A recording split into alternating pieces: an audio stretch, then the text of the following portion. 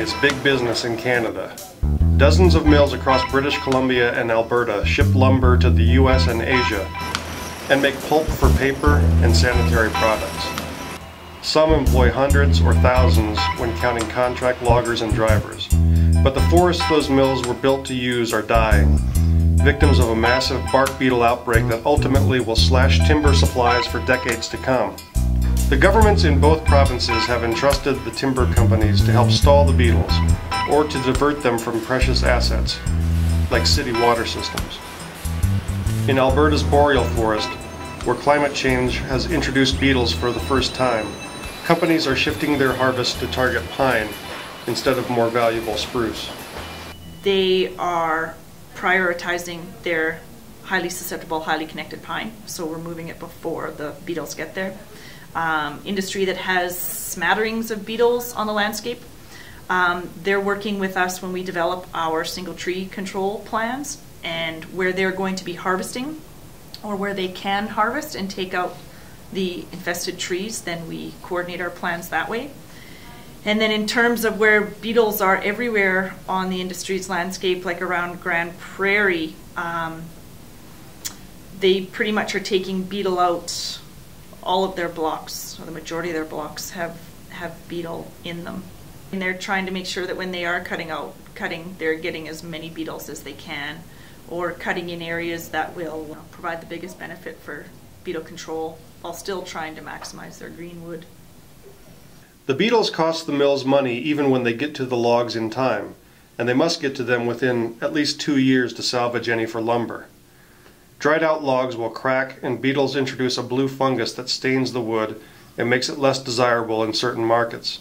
So the mills have invested millions of dollars apiece in digital scanners and software to instantly analyze logs for damage and to flip them into positions where saws can carve out maximum value.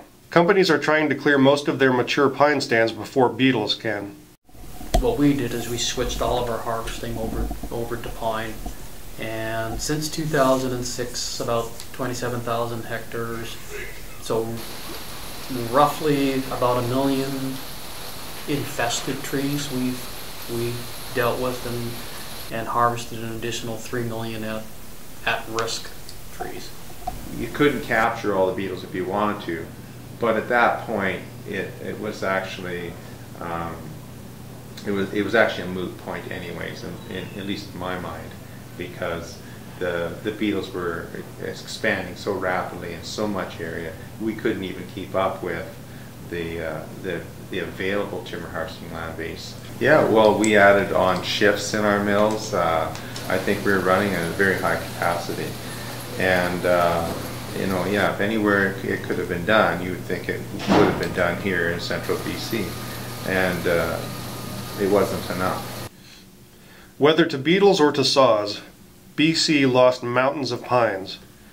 It brought wide ecological changes. Summer rivers have run warm and then run low. We usually end up with actually more snow on the land because there's less interception by the trees, right? So, but then there's no shade from the trees, so it tends to come off very quickly. And you know, by the time end of July rolls around, the cattle ranchers don't have water in the streams that have been there for ever since they can remember to water their cattle. So there's issues around the sustainability of even a way of life of cattle ranching. We were trapping in the streams that run into the Fraser River, and the temperatures we were taking out of those streams were like 24 degrees, or like way too high for salmon fry to survive. So we were actually trapping for the endangered interior Fraser coho, and we weren't finding many of them. Now, the provinces and companies will have to consider how to prevent a repeat in the next century, when all of the seedlings they're planting now are ripe for beetle trouble.